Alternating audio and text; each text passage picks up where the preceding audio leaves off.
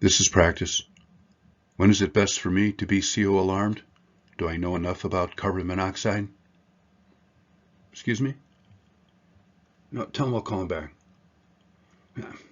Hey, tell him it's tough to be a certified carbon monoxide inspector if you don't test for it. Just tell him I'll call him back after this recording.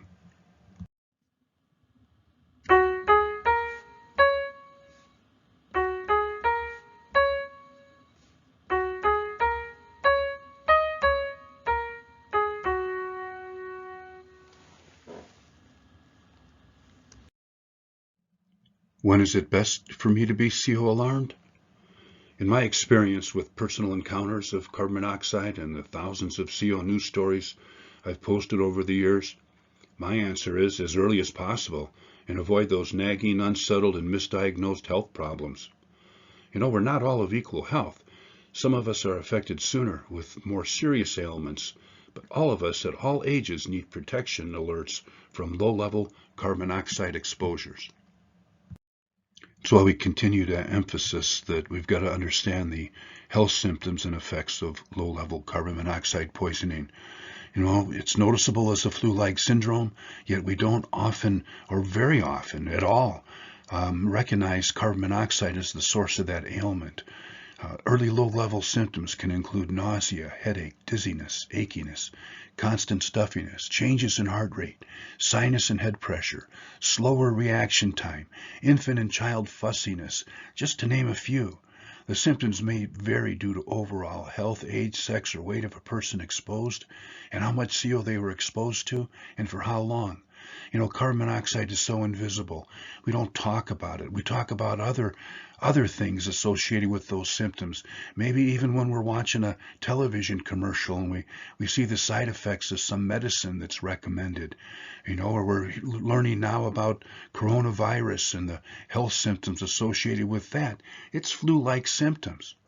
Carbon monoxide, it's invisible. Let's not get lost in the invisibility of measurement. So when is it best for me to be CO alarmed? Or you? What's your health like? Do you care? Are you relieved that you don't have coronavirus, but you're still concerned about some symptoms? Remember, your healthcare provider may not have ever measured you for carbon monoxide, even though you have presented known symptoms. If you've had any of those symptoms and you've never been tested and those symptoms continue to linger, and over-the-counter medications aren't working, consider measuring carbon monoxide at low levels. Carbon monoxide is known as the silent, invisible killer. But how silent is it? Ever been to an indoor monster truck rally or indoor motocross event? Or any event where there's motorized vehicles inside? Ever been to an ice rink or arena where propane-fueled vehicles smooth the ice? Snowmobiles and four-wheelers. Hey, we're outside, but if you're sitting right, those engines are idling, the exhaust comes right up where you are and you breathe it in. Could ruin your day with a headache, miscalculations, or worse. Are you breathing carbon monoxide when you're outdoors? Fire everywhere. CO exposures that are not so silent. Everything up here represents death and injury, even though the match. Today, I posted a sad story where two young children playing with matches started a fire, and they died from carbon monoxide poisoning. When is best for me to be CO alarmed? That's up to you, if you care. You may be exposed to CO on a boat, on a bus, in a car, in a house, on a street, at a construction site, almost everywhere. You got to be careful. Wherever you live or stay, carbon monoxide can infiltrate your life. In cases of an apartment, or it could be coming from one unit and infiltrate the entire building. It can be coming from one motorhome and getting to another one in a tight camping area. So what is done after a CO incident? What can we do to help prevent carbon monoxide poisoning? Well, a thorough test of all combustion systems and building interactive components should be performed for best practice prevention or after CO discovery or evacuation. Well, what's complete diagnostic testing? First off, is it safe for me to be here? And don't forget about personal safety, and that includes your own homes. What do I know about my own house? Well, look, if we're coming in on servicing, we're going to measure when we enter. How much is outside? How much is inside? We need that base reference. We live in a combustion culture. Those of us living in congested areas, there may be background readings of carbon monoxide just in outside air. You need to know that. You need to have accurate test instrumentation. You may need to do whole house pressure testing. It's highly recommended on every home and building. That's using the Minneapolis blower door as an example, where in cases you pull air out of the house and you find the leaks and you measure the leakage. In other cases, you blow air into the house and you find problems where air is leaving in unknown areas. You do an energy audit. Let's see how much fuel we're using. Let's check our utility bills. Let's see if we can improve anything in our building that's going to save energy and generate some more safety. Duct air tightness testing for those of us that have forced air systems for heating and cooling. We use that duct blaster, that energy conservatory duct blaster, to verify, that our ducts are tight, not leaking air or anywhere that we don't want it to go, and bringing air in through our delivery system where we don't want it to go. Combustion safety and efficiency testing. How well are the technicians that we are the technicians that you use? How well are you providing information about the performance of the combustion equipment, the furnaces, the water heaters, the boilers? How well are we testing them, and are we giving measurement information to the user of that equipment? Are we using infrared scanners? Hey, for less than $300, you can get an infrared camera for your cell phone so you can find water leaks and air leakage and duct leakage. And you can find where combustion vent systems in chaseways, in attics, are leaking combustion gas. Appliance performance testing. How well are they working? Complete HVACR diagnosis, electrical safety. A lot of the fires are because of slow starting electrical fires. And those slow starting electrical fires can let off an awful lot of carbon monoxide before the smoke detector goes off. Speaking of smoke detectors, do you have smoke detectors? Are they working? CO alarms. Well, they tell you to push the button on the UL 2034 alarms.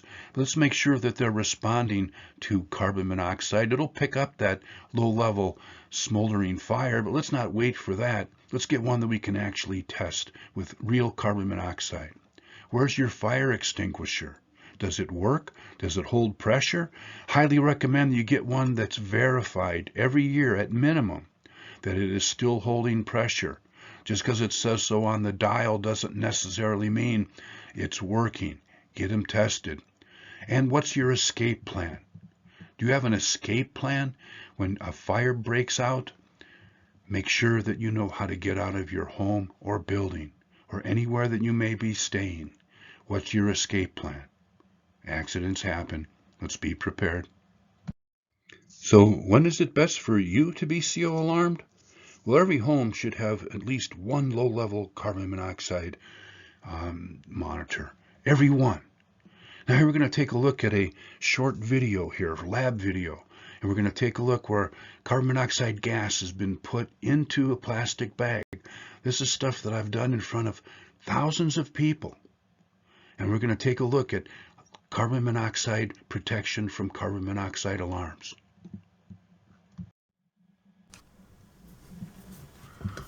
Well, this is a bag test for carbon monoxide alarms. I'm going to be using a 100 ppm canister in this particular case. I've put my detectors inside this plastic bag. I've got it sealed up. I've done my best to flatten it out. I'm going to put some gas, seal the bag tight as I'm putting in gas. And we'll put some in. Okay. Now, because of the light reflection on the bag, it may be a little difficult to see some of the responses. So I'm going to be moving it around if we can help, if that will help see it, show it.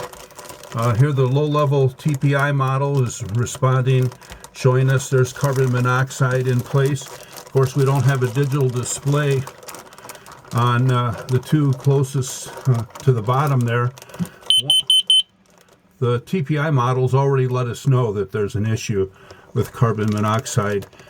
This unit over here by my thumb is telling us what the temperature is inside the bag.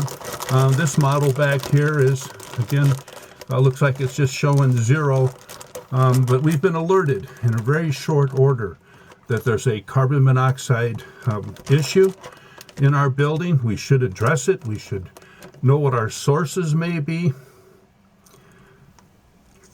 Low-level detection.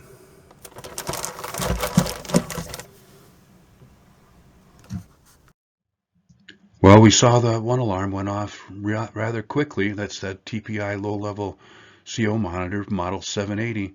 But what's the best alarm for me? Well, you got to know who you're safeguarding. I've got low-level carbon monoxide detection in my home because I have grandchildren that show up. I have my own children that show up, my wife, myself, my dog. We need to be low-level protected. Let's keep looking at that video lab sequence and see where we are now.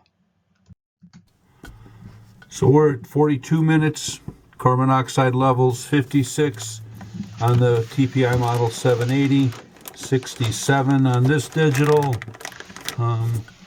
this one 66, 55. The model 780 keeps alerting us to levels. Again, these are not alerting us.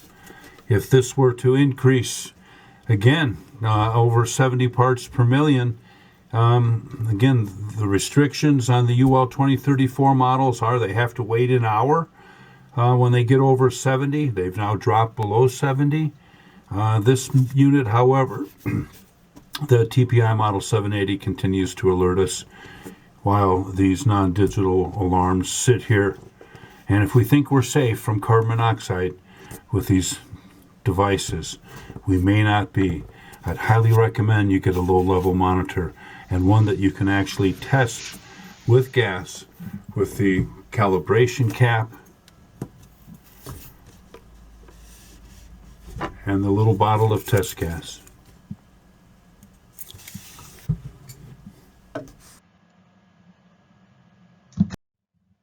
So when is best for you to be CO alarmed? The videos show that we should have at least one low-level CO monitor in our home. It's your life and health, and maybe someone else's. So what is the best alarm for me? What's the best alarm for you? Choose wisely. Remember, we all have choice and we all take risks. Let's not take a risk with carbon monoxide. And remember, when you push that test button on your high-level detector and you hear that sound, believe me, that indicates that it's working, but it's working under the restrictions of the UL 2034 standard. It's a high-level detector. Who are you safeguarding? We safeguard ourselves with knowledge. Do not use unvented systems indoors for emergency heat. Engine exhaust is bad enough when it's outside. It can be deadly indoors. Be careful. And just because you have doors open and you're working on running engines in garages or any other workspaces, remember, carbon monoxide can be deadly. CO can come from cigarette, cigar, pipe tobacco, forest and brush fires too. Carbon monoxide, it's part of who we are.